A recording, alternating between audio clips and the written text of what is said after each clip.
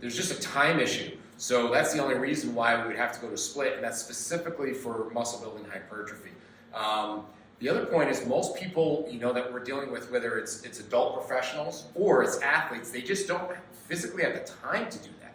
Meaning that, especially now, let's say a lot of my football teams are in season. We get to lift twice a week, and I get maybe a half hour with them.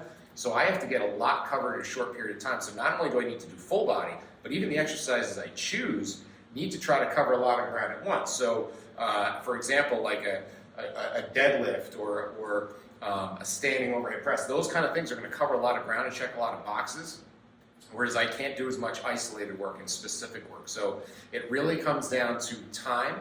And then you bring up a great point is, are your clients okay with walking around being sore and a little bit of dysfunctional? When I mean dysfunctional, not what most people think of it, meaning that they're not going to be able to go full speed.